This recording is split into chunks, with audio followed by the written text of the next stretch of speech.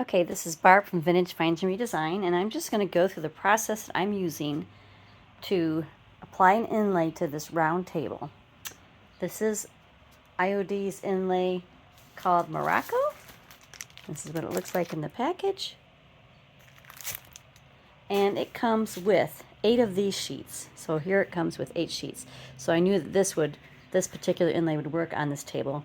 I need 6 for the top, and then I'm doing some other things on the bottom. But I wanted to make sure my design is centered. And so I had the edges all cut off. So normally the inlay will come with a 1/4 inch white border. And it's meeting here in the center. So what I did was I measured the table, which is about 30 inches. And then I measured the height of the inlay sheet, which was 11 1/4. So then I did my trusty math over here. 30 inches minus the inlay sheet measurement gave me 12 3/4 inches divided by 2. So 9 3/8 roughly. So it actually ended up being 9 1/4. That I knew this space from here to here had to be 9 1/4. And so I taped it. And I'm doing this because what I'm going to do is to make sure when it's wet, I can't mark this or put tape on it, because I'm going to try to do the whole table at once. And so I centered it either way, and what I did was I made sure that roughly that this edge design ended up being the same as this edge. And so what I'm going to do then is I'm going to trace out or use my finger and press it so I can just cut this out. So that way when I inlay it, I know exactly where it has to go. And then I will do it to these pieces as well. So that way, again, my pieces will be ready to go. And now you have to remember that you're working in reverse. I'm laying it like this, but I should really flip it over because that's how it's going to lay. It's going to actually be impressed down. But for this particular purpose, I already got it here and I don't want to move it again.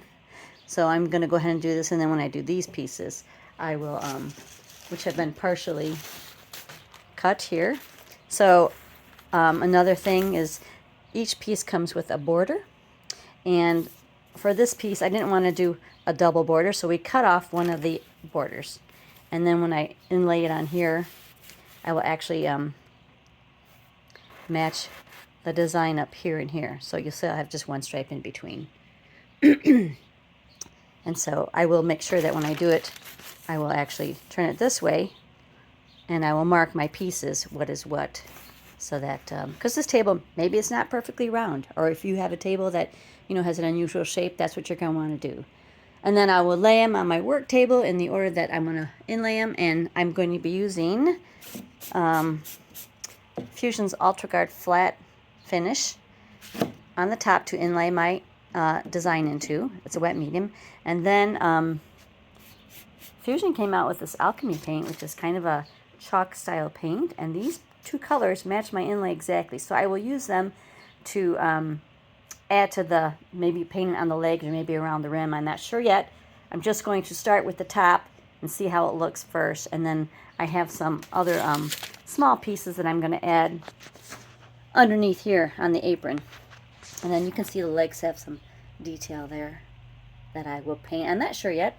This is, when I do these things, I start with one thing, and then I keep working my way, and I look at it after each time I do something, and then I figure out what I want. And I'm actually going to roll on the top coat with my microfiber roller, which this is stained blue, but it should be fine to use just to roll on the top coat so that I can get a nice even top coat. And I'll also make sure I have my brayer. But that is how I am preparing to do this inlay, and then I will start another video as when I start to do it.